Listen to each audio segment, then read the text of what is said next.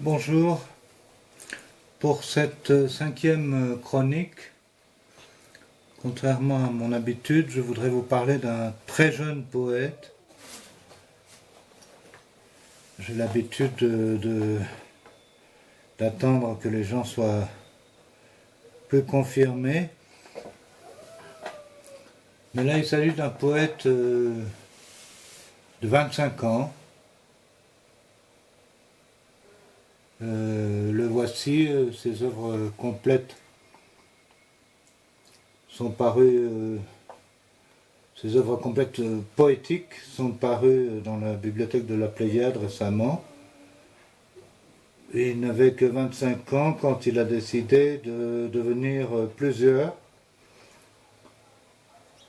Donc Alberto Cairo, Ricardo Reis, Álvaro de Campos, Fernando Pessoa, c'est son nom, et puis plusieurs poètes anglais, Alexander Serge et différents autres hétéronymes. C'était en 1914 qu'il a eu cette illumination qu'il était plusieurs voix, plusieurs hétéronymes, qu'il a assumé tout au long de sa vie, qui n'a pas été très longue, puisqu'il est mort avant 50 ans.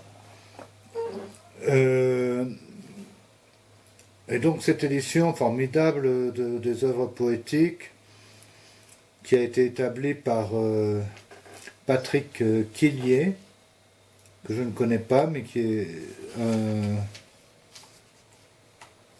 un Français apparemment résident à Lisbonne, ou ayant enseigné au lycée français de Lisbonne pendant longtemps, qui a retraduit l'œuvre entière, est tout à fait admirable. Ce n'est évidemment que l'œuvre poétique de certains de ces hétéronymes qui est recueillie ici, avec cette remarque particulière que plusieurs ou un bon nombre de ces poèmes sont traduits en français pour la première fois dans cette édition de la Pléiade, et ne figurent que depuis très peu de temps dans l'édition en langue portugaise, l'édition complète de l'œuvre de Pessoa. Il manque toute l'œuvre en prose, qui fera l'objet, j'imagine, d'un deuxième volume dans la Pléiade. Mais il y a déjà de quoi faire avec ce premier volume qui fait 2052 pages, pour explorer l'œuvre de certains de ces hétéronymes, que voici donc.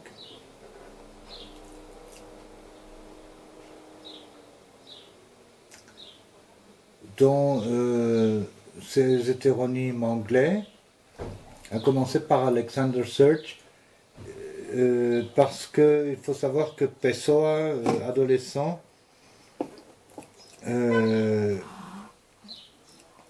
a vécu en langue anglaise, a fait ses études dans cette langue et avait une influence très importante des poètes anglais.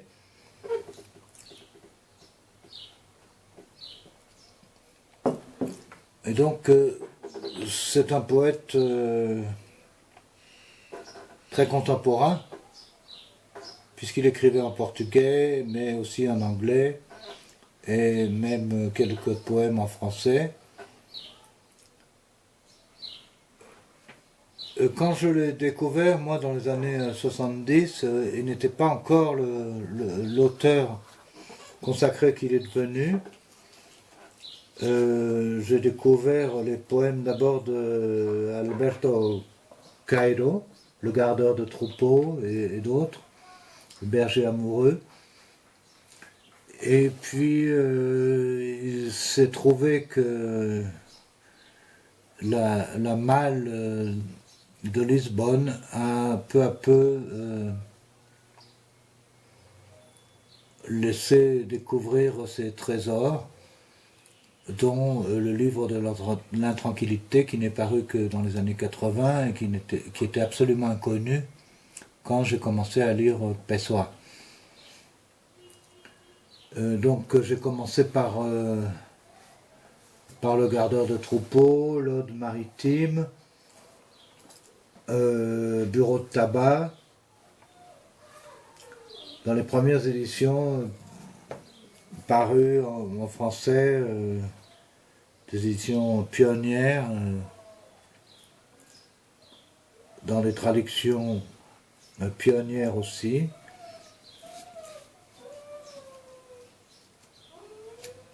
qui sont tout à fait judicieusement mises en relief par Patrick Quillier dans cette édition de la Pléiade. Et en particulier l'Ode maritime et Bureau de tabac, qui sont de longs poèmes qui m'ont profondément bouleversé, adolescent. Alors je ne sais pas par lequel commencer. Peut-être Bureau de tabac, que j'ai découvert dans ces éditions, des éditions 1. Donc dans une traduction française.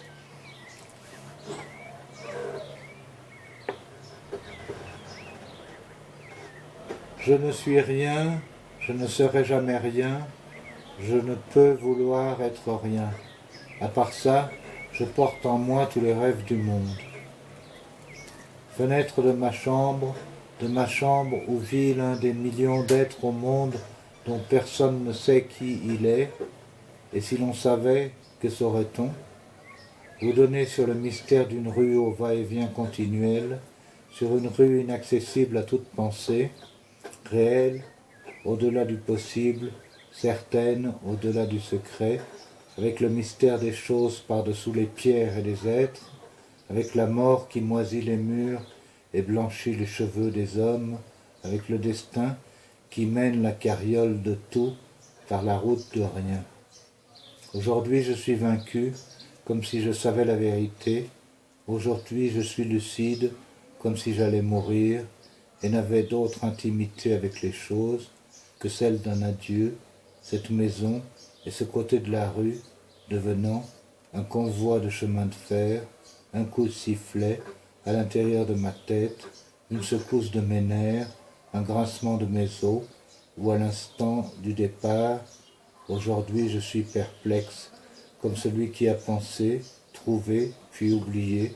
Aujourd'hui je suis divisé entre la loyauté que je dois au tabac d'en face, chose réelle au dehors, et la sensation que tout est rêve, chose réelle au dedans. Un immense poème, Bureau de tabac, que j'ai donc lu je vois que la date est septembre 85, où j'ai acheté ce volume. Encore l'Ode maritime,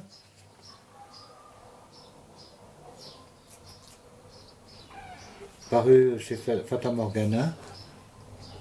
Tout seul, sur le quai désert, en ce matin d'été, je regarde du côté de la barre, je regarde vers l'infini, je regarde et suis content de voir, tout petit, noir et clair, un paquebot entrer. Il apparaît au loin, classique à sa manière, dans l'air lointain, il laisse derrière lui le sillage vain de sa fumée. Il entre doucement, et le matin entre avec lui, et dans le fleuve, voici que partout s'éveille la vie maritime, que se lèvent les voiles, qu'avancent les remorqueurs, que surgissent de petites barques d'entre les navires du port.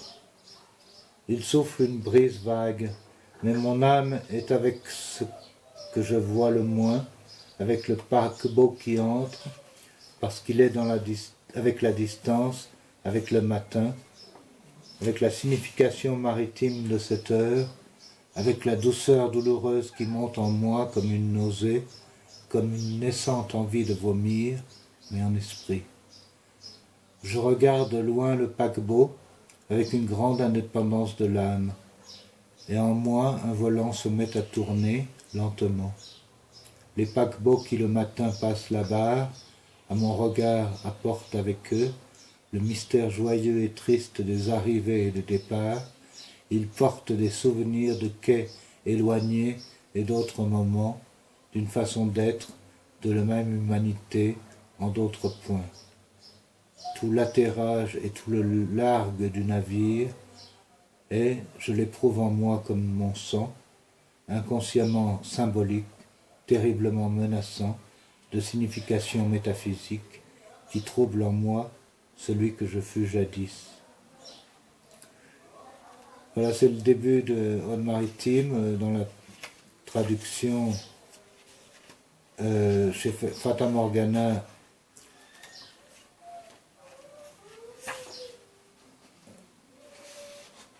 de Armand Guibert. Armand Guibert qui fut un des premiers traducteurs de Pessoa en français, qui a traduit aussi Le Gardeur de troupeau de Alberto Cairo, avec des illustrations dans cette édition de Maria Helena Vieira da Silva.